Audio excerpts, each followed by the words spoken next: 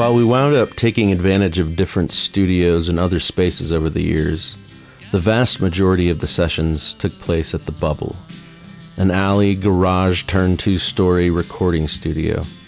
The musicians would be in a big room upstairs, while engineer Alex Lyon manned the tape machine on the first floor. We would usually book 2 or 3 days at a time, with the Zookeeper regulars coming and going as our schedules permitted. Add to that the tendency for friends new and old to drop by and play cello or harmonica for a song or two, or for someone to switch from an auto harp to a drum machine halfway through a take. I can't imagine the strain we must have put on poor Alex during those sessions.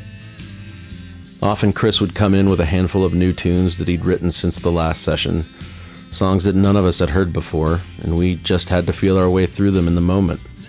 This dynamic lent itself heavily to improvisation, experimentation.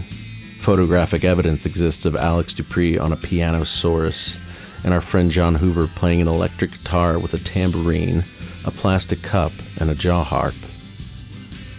Happy accidents, flat-out mistakes, and general chaos, mostly of either the good or neutral variety. Sometimes we would play a song 6 times in a row, sometimes it was one and done. The prevailing ethos seemed to be, record it now, learn it later. We were never looking for perfection. With Chris as our guide, we were searching for a feeling, for soul. Between 2004 and 2008, we recorded multiple versions of over 50 songs on at least 18 reels of tape at 3 studios and 2 houses.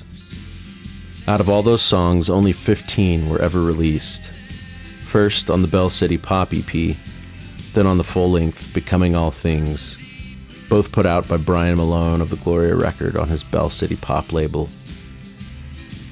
Where these songs truly lived, though, was on stage. Zookeeper the band began to solidify as more shows were played and more tours were booked.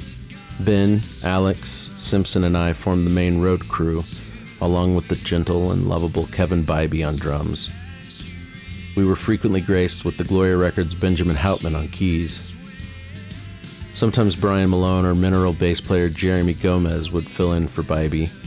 Yes, Jeremy is also a fantastic drummer, as you can hear for yourselves on Delivery Room, the last track on this record.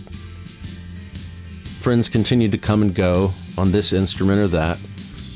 Amps were loaded into vans, hauled through snowy parking lots, plugged into crowded basements and dark bars. Tires were changed, floors were slept on, nights were driven through, rain was danced in, all in the name of these songs. What started as a stage name for Chris's solo material had grown into an actual band. Even more than that, Zookeeper had become a family. Not a nuclear all-American unit, but a sprawling, extended web of step-siblings and nephews and cousins once removed. Chris Simpson inspires this kind of love and loyalty, just as his songs inspired that level of devotion in us.